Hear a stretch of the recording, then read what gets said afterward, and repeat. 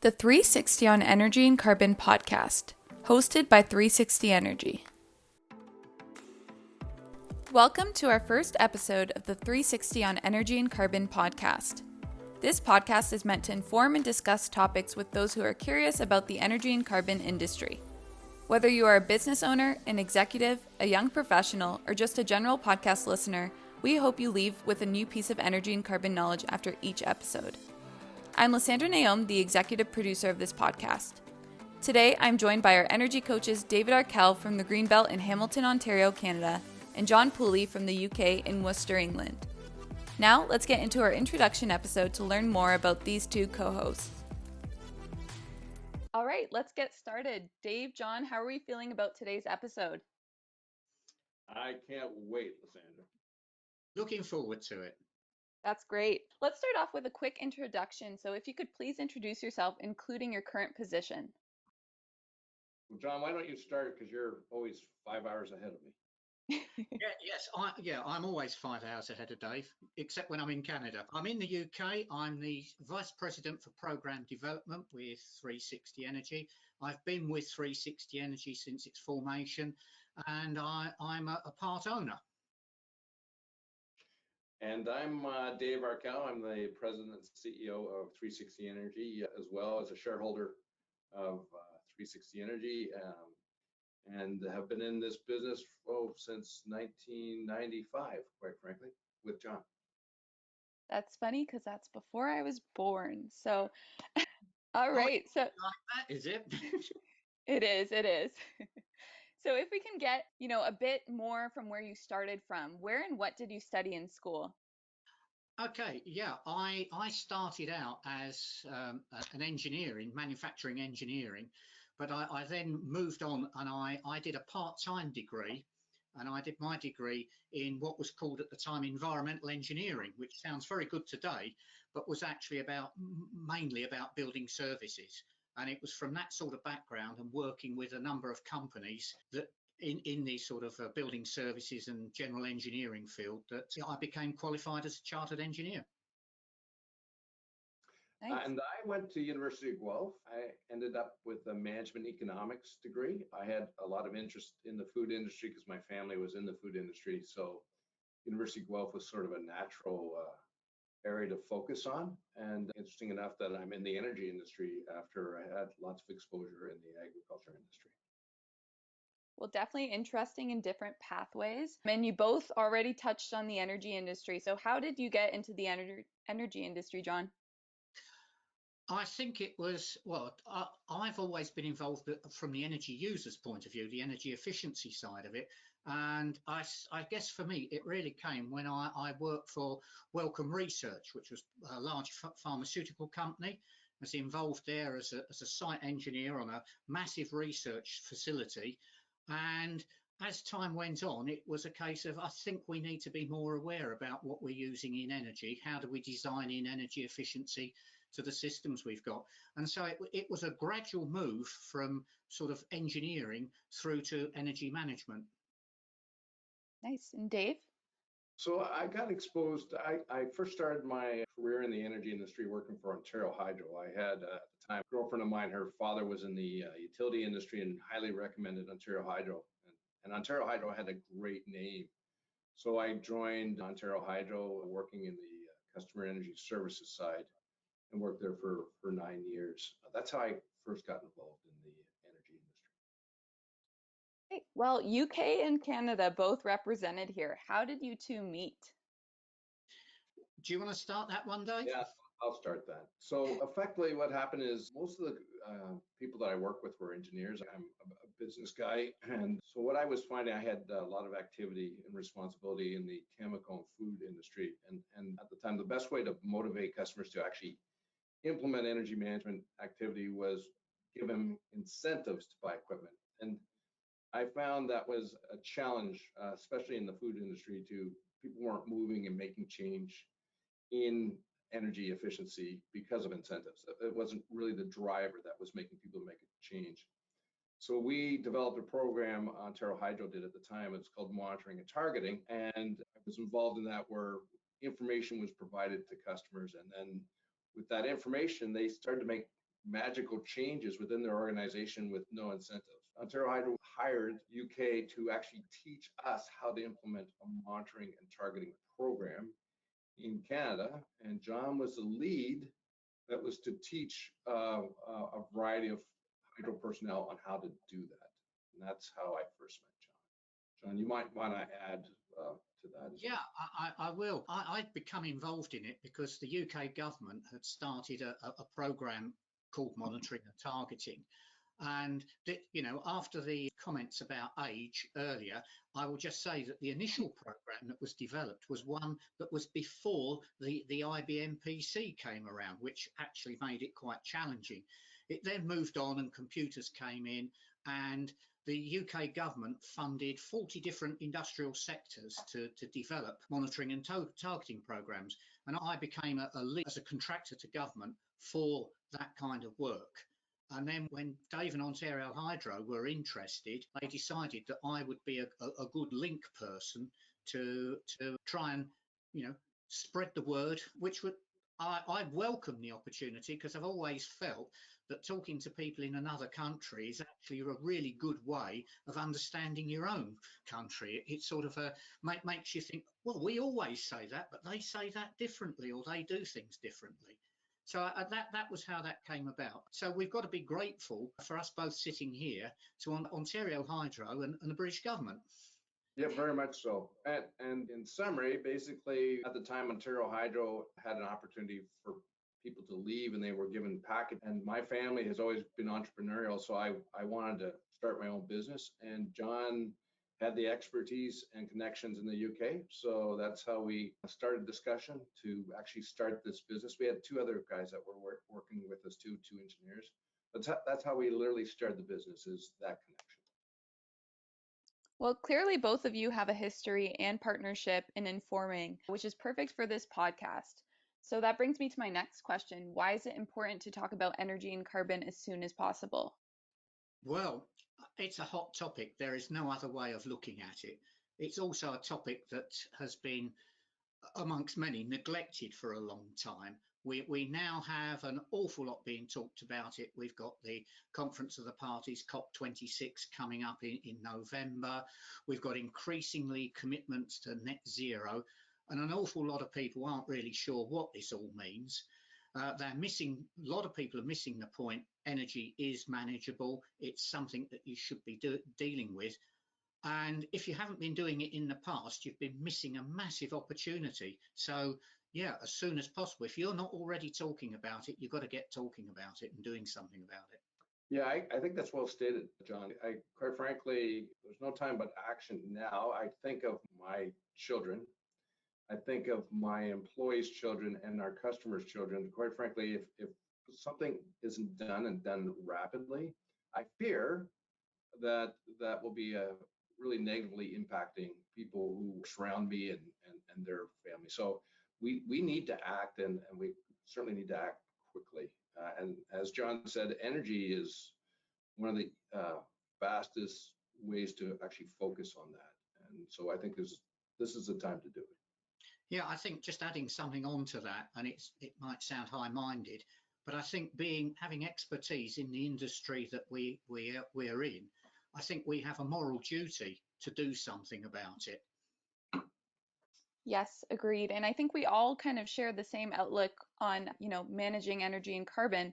But what advice would you give to a business that's hesitant about managing their energy and carbon right now? I'll start this, John. Well, quite frankly, Lysandra, most customers think energy is not controllable. And if they think energy is not controllable, then they think carbon isn't controllable, because energy use is 80% of carbon. So the point I think John and I will discuss as we go through these podcasts is that energy is completely controllable, but it needs a variety of people to be involved. And it doesn't strictly require technology. It actually requires knowledge within the organization, throughout the whole organization. I think we've failed in the past.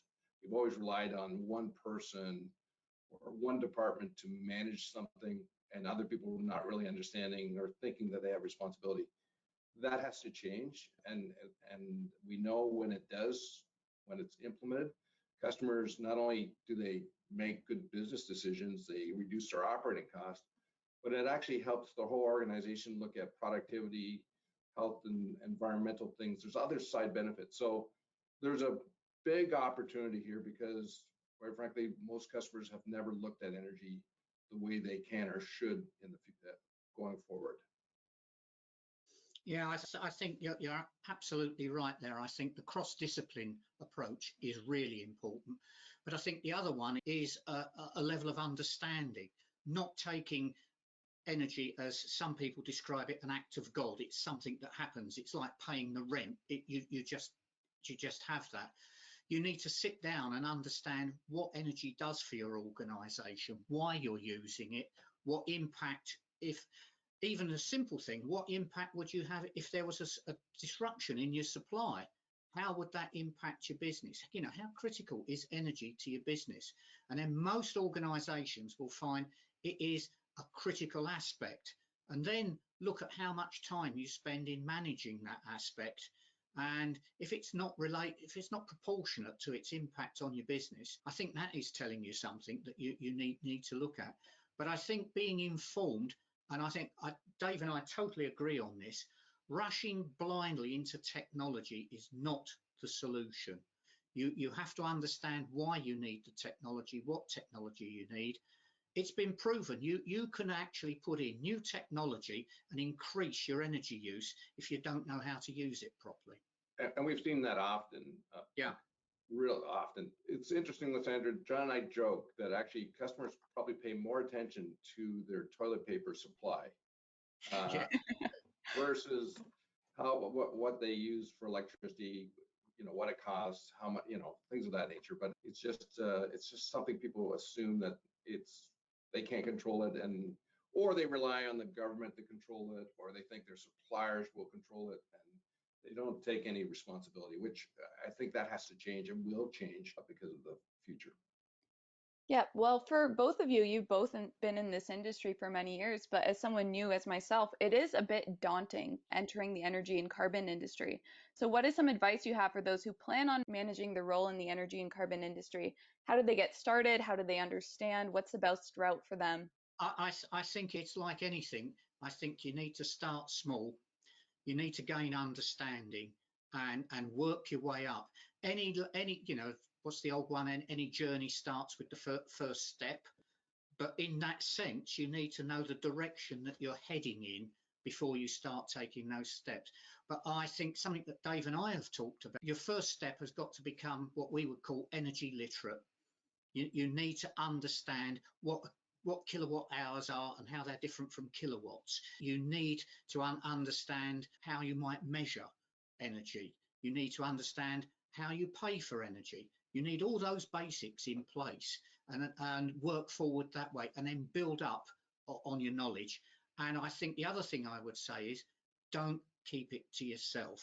Try to talk to other people. The more people that are involved, the more likely you are to have success.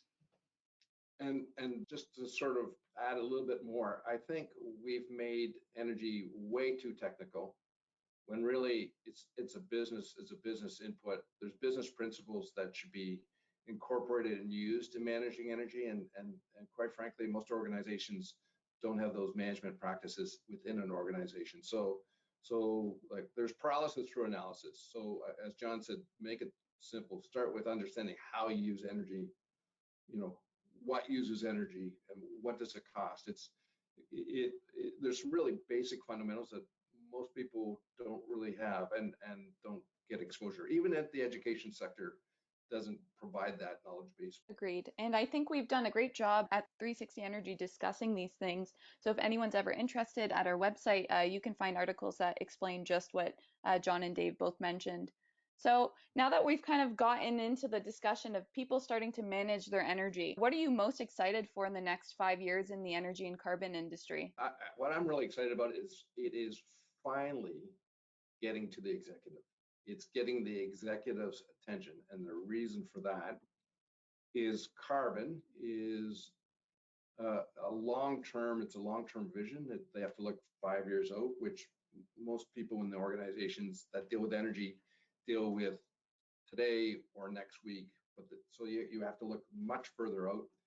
And because of that, because senior management is looking at, then everyone else is going to take it much more seriously as well. So I'm really excited that the executives are now getting involved in thinking about this, because I think things can happen rightfully the right way, or if it's not done correctly, it could happen the wrong way faster. So, but I think there's a real good opportunity with executives being much more informed and involved in the process. Okay, I think that there's a variety of things that could excite one.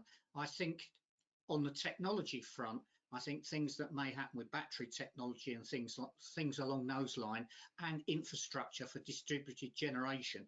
That's the technical side. I think they're things that are potentially quite exciting. I think what will really excite me is to start seeing all these organisations that are making bold claims about what they're going to achieve in 2050, starting to achieve something in the next 2 to 3 years.